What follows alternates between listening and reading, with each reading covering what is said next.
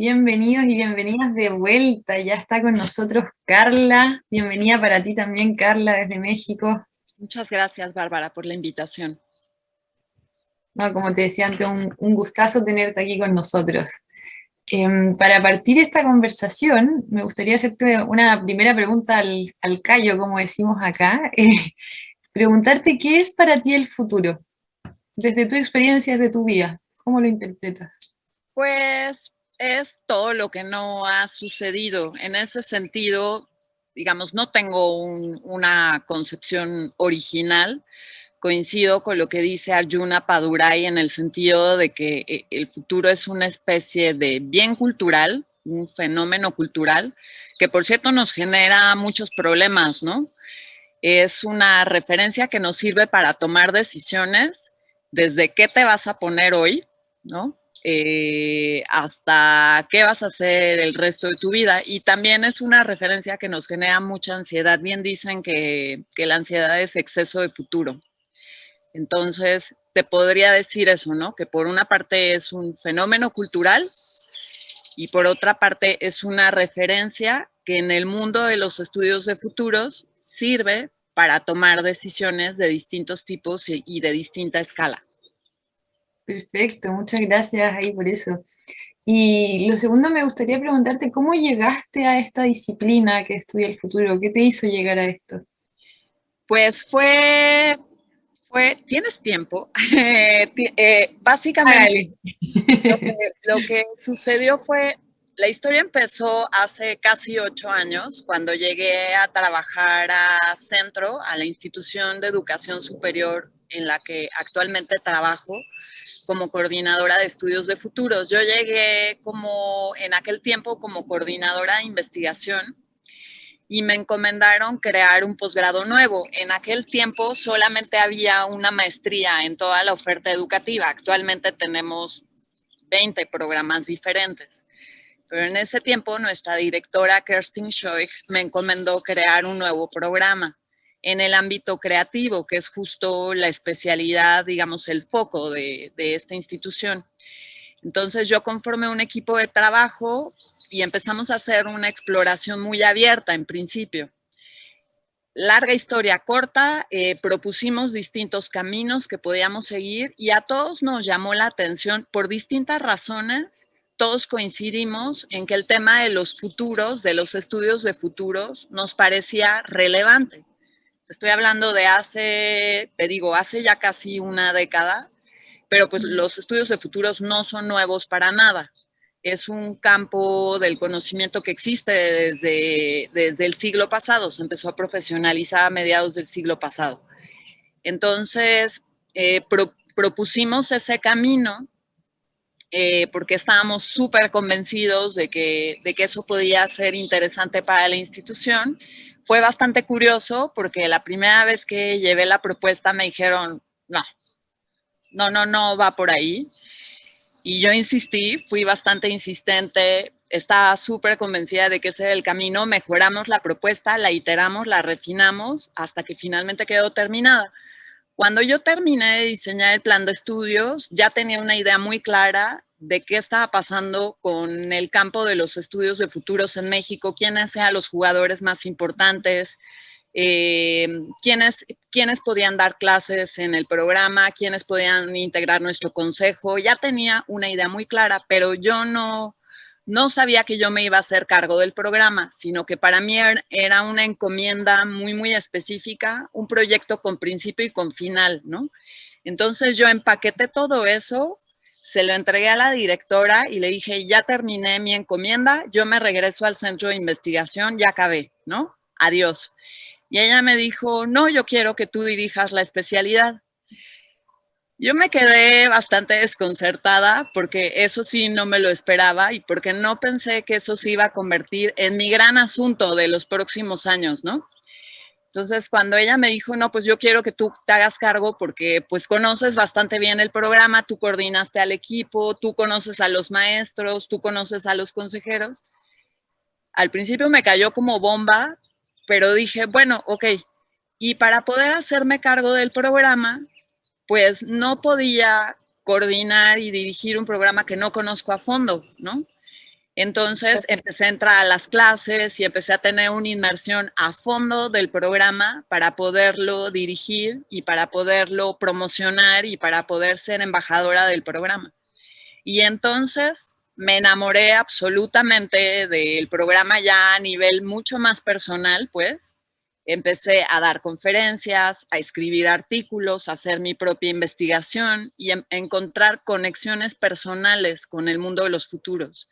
Ahí me di cuenta de que mi identidad profesional, que es como antropóloga, está profundamente vinculada con los futuros porque todo comienza, y con esto termino lo que me acabas de preguntar, el mundo de los estudios de futuros comienza con el análisis de las señales de cambio y eso es lo que los antropólogos hacemos. Estudiamos el comportamiento humano y sabemos recoger señales de cambio. Entonces ahí empezó mi historia con los futuros, cuando me cayó el bombazo de tenerme que hacer cargo de la especialidad y entonces ya no fue como una carga, ¿no? Ya se volvió algo que abracé y en lo que se ha convertido mi vida en los últimos años. No es lo único que hago, pero sí es mi actividad más importante desde entonces. Ya tenemos casi 7 generaciones de la especialidad. Estamos por iniciar la 7ª generación en julio de este año. Y así fue. Genial. Buenísimo, gracias por compartirnos eso. Y me llamó, bueno, me llamaron la atención hartas cosas, pero me gustaría preguntarte, cuando mencionabas esto de cómo la antropología se relaciona con el tema de futuros, y leí en tu perfil este concepto de antropología anticipatoria. Y me gustaría preguntarte un poco de qué se trata eso, si nos pudieras contar. Sí, claro que sí. Bueno, la antropología, en términos generales, como he dicho, estudia el comportamiento colectivo, ¿no? El comportamiento de los seres humanos. Y si juntamos, pensemos en lo siguiente. Bueno, por su parte, la antropología estudia el comportamiento de los seres humanos y por otra parte, los estudios de futuros analizan el cambio. Entonces, cuando tú juntas esos dos, cuando haces el maridaje de las dos disciplinas, lo que obtienes es una vertiente específica que estudia las visiones que tienen los seres humanos en relación al cambio. Entonces, la antropología anticipatoria es una vertiente cuyo pionero es Robert Textor, entre otros autores, que se dedica específicamente a extraer visiones de futuros. Digamos, nos preguntamos cuando vamos al campo, porque hacemos mucho campo, hacemos entrevistas y sobre todo entrenamos mucho el ojo, nos preguntamos qué ideas del futuro tienen las personas, digamos, qué ideas del futuro están ahí escondidas en la conciencia colectiva. Entonces lo que hacemos es entrenar a los estudiantes para aprender a detectar esos patrones y aprender a extraerlos, ¿no? Y esto lo hacemos mediante entrevistas y observación. Yo te diría que eso es lo más importante, aprender a observar en terreno. Entonces, este curso lo damos como parte de la especialidad en diseño del mañana de centro, pues es mi materia, es la materia que yo doy. No te diría que es mi materia favorita, hay materias, otras materias muy interesantes en la especialidad, pero esa fue como, digamos, la manera en la que yo pude resolver en el marco de la especialidad mi propia identidad como estudiosa del futuro y ahí me di cuenta de que también podíamos hacer resonar a otras personas, ¿no? Entonces, pues básicamente de eso va estudiar, te digo, es el entrecruce entre el estudio del cambio visto a través del comportamiento de los grupos humanos. Perfecto, y gracias por esa aclaración. Y me genera curiosidad, ¿cuál es la materia que más te gusta? Como dijiste, no es mi preferida, pero... Te digo, híjole, voy a quedar mal con mis profesores, pero pues no, lo voy a tener que decir. Una de mis materias favoritas de la especialidad es métodos avanzados, que se da en segundo semestre, pues que lo da, híjole, pues sí, ni modo, lo voy a tener que decir, esto nunca lo he dicho, te estoy dando la primicia mundial. Una de mis profesoras favoritas de la especialidad es Margarita Arroyo, que es ¿Ya? una prospectivista mexicana muy brillante, que tiene una trayectoria. Ella es joven, es una prospectivista joven, está en la mediana edad, pero tiene toda la experiencia del mundo y la verdad tenemos el orgullo, el gusto, el placer de que forme parte ella desde hace algunos años de nuestro equipo y además es consejera de la especialidad y da unas clases espectaculares. Yo siempre aprendo mucho con ella y la considero mi maestra. Entonces, sí tengo que decir que a mí me gusta mucho. Buenísimo, la voy a buscar ahí, Margarita Arroyo. Genial. Y gracias por compartirlo a propósito de la premisa. Y otra cosa que me gustaría preguntarte a propósito de lo que he leído de Centro, que no sé, tengo el juicio que se relaciona harto con temas de creatividad también, es preguntarte como desde tu perspectiva, ¿qué relación hay entre la creatividad y esta exploración de futuros o estudio de diseños de futuros, como queramos llamarlo? Sí, me encanta tu pregunta. Efectivamente, Centro es una institución de educación superior especializada en la economía creativa. Esto es, formamos a profesionales de las industrias creativas, es decir, profesionales que usan el ingenio como su materia prima. ¿Y qué es después de todo la creatividad? Pues la creatividad es una habilidad para, lo voy a simplificar muchísimo, es una habilidad para detectar y resolver problemas utilizando tu ingenio. Te estoy dando la definición de Paul Torrance, que no es la única que hay, pero es una definición que a mí me funciona muy bien porque desprende este halo místico que nos hace pensar a veces que la creatividad es una especie de facultad mágica que solo tienen unos pocos elegidos, y no es así, es un tono muscular que se puede entrenar, pues, ¿no? Para algunos es más fácil que para otros, igual que el tono muscular. ¿Quiénes desarrollan masa muscular más rápido? Bueno, sí, pero eventualmente si lo entrenas, pues todo el mundo puede, ¿no? Ponerse fit. Igual con la creatividad. Entonces, si la creatividad es una habilidad para resolver problemas con base en diferentes herramientas y toda una estructura de pensamiento que te lleva a experimentar, olfatear, probar hipótesis, etcétera, pues los estudios de futuro se valen mucho de esta capacidad y son una vía, pues que de alguna manera utiliza como uno de sus insumos más potentes el ingenio. Ahora, no nada más usamos el ingenio. Los estudios de futuros incluyen todo un conjunto de herramientas y métodos muy formales que implican analizar, experimentar, observar, evaluar, etcétera, pero sí te diría que pues sí, para pensar en el largo plazo, pues tienes que pensar en cosas y escenarios que no existen. Y eso requiere, entre otras habilidades, pues tu creatividad. Entonces hay una relación muy, muy estrecha entre las dos, ¿no? El ingenio es una poderosa herramienta del pensamiento de futuros. Perfecto, me queda clarísimo. Y en relación a estas cosas que nos ha ido hablando, como creatividad, antropología anticipatoria, el estudio de futuros, ¿cómo crees que estas disciplinas aportan a los desafíos que estamos viviendo hoy día como sociedad? Una pregunta bien amplia, pero desde tu perspectiva totalmente y tu juicio. Pues yo creo que la pandemia ya nos dijo todo, ¿no? En el sentido de que vivimos un poco, pues no nada más lo dice la pandemia, ya también autores como Donald Rushkoff en El shock del presente o el mismo Alvin Toffler en los 50 en el shock del futuro, ya de alguna manera habían diagnosticado esto que nos pasa. Estamos como decimos en México, lampareados, estamos como en un marasmo que Donald Rushkoff llama presentismo y que Alvin Toffler llama shock del futuro. Estamos como mareados por la velocidad del cambio y esto de alguna manera nos vuelve un poco torpes, en mi opinión, sin agraviar a ninguno de los presentes, no es nada personal, amigos, no los conozco, pero estamos un poco mareados, ¿no? Como para tomar decisiones.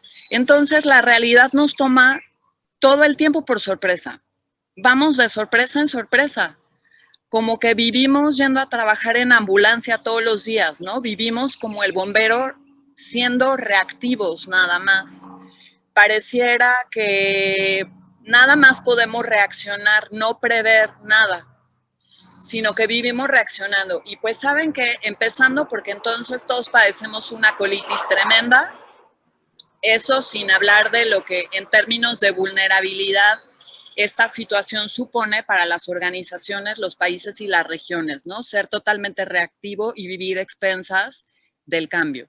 Entonces, lo que los estudios de futuros hacen es brindarnos un conjunto de herramientas e instrumentos para no vivir a expensas del cambio, sino intentar ver más allá, pues. El futuro no se puede predecir, esa es una de las leyes del futuro de Jim Dator, pero eso no quiere decir que no puedas pensar en el futuro como una referencia. No existe, el futuro no existe como una entidad material, pero existe como una referencia que creamos entre todos, como una referencia simbólica, colectiva, que nos puede servir para tomar decisiones. Así como tú cada mañana decides qué te vas a poner en función de lo que crees que va a pasar hoy, pues así también este año puedes decidir qué vas a hacer en función de lo que crees y quieres que pase en tu vida este año. Y entonces se trata de ir ampliando como nuestra visión del futuro, nuestra estimación del futuro para tomar decisiones de una escala un poco más grande y no vivir a expensas del cambio, sin caer en la ingenuidad de que controlamos lo que pasa, porque eso sería una tremenda ingenuidad. Hay muchas variables que escapan a nuestro control, pero creo que tampoco podemos vivir a expensas. Cuando tú revisas en retrospectiva la literatura, los programas de televisión, las conferencias, etcétera, y te das cuenta de que la pandemia ya había dado señales de vida desde hace una década, pues ya se había hablado de la posibilidad de una pandemia, pues ahí nos damos cuenta de que hay señales a nuestro alrededor que nos la pasamos ignorando. ¿Y qué tal si mejor tomamos en cuenta esas señales y hacemos algo al respecto de eso? Bueno, pues los estudios de futuros te enseñan cómo procesar esas señales y convertirlas en estrategia. De eso va. Perfecto. Y escuchándote me surgió algo de curiosidad con, no me acuerdo del autor que mencionaste, que hablaba del presentismo. Y me pasaba de repente conversando con personas que es como, ya, pero ¿para qué pensar tanto en el futuro si estamos en el presente? ¿Cómo esto se relaciona como en el mindfulness? Yo quiero disfrutar el momento presente, ¿para qué me voy a ir a pensar en otras cosas? Y me ha llamado la atención, claro, como esa dicotomía que es como, si quiero estar en el momento presente, no puedo pensar en el futuro. O como ese juicio que escuchaba algunas personas en conversaciones, como, ¿qué opinas de eso? Como de lo que te acabo de mencionar. De No sé si me acuerdo. explico. Sí, sí, totalmente. Es Donald Rushkoff, al autor al cual me referí hace un momento, y el libro se llama El shock del presente, para quienes estén interesados en explorarlo. Pues quizás es una falsa dicotomía. Yo te diría, es un falso dilema, porque pensar en el futuro no significa quedarte en el futuro, sino se trata de usar el futuro como una referencia para decidir hoy. Insisto en la metáfora. Cuando piensas en cómo crees que va a estar el clima hoy, antes de entrar al aire, tú y yo conversábamos sobre el clima en la Ciudad de México y decíamos, bueno, en la tarde llueve, si voy a salir, me llevo entonces el impermeable. En función de mi expectativa, tomo decisiones ahora. Lo mismo pasa con los ejercicios prospectivos, ¿no? Imaginas qué va a pasar con base en el análisis de las señales y vuelves al presente. Entonces hay una conexión o una fluidez temporal. No te quedas pegada en el futuro, porque ahí sí es donde te vuelves una persona ansiosa o neurótica que está esperando, ¿no? Que se la vive pegada en esa temporalidad y no vuelve a este momento. Pero yo creo que se trata de generar una conexión entre tu análisis prospectivo y tus decisiones en el presente. Quizás ahí es donde se resuelve esa supuesta dicotomía, que yo diría que hay que cuestionarla, sobre todo. Perfecto, claro. Quizás podemos estar aún más en el presente si exploramos el futuro. Eso. Genial. Te voy a invitar a que vayamos a una pequeña pausa musical y ya volvemos para seguir conversando, Carla. Sí. No te quedes fuera. Conoce nuevas soluciones y tecnologías para PYME con Simón Oliveros, cada lunes y miércoles a las 14 horas en Conexión PYME. Somos Divoxradio.com.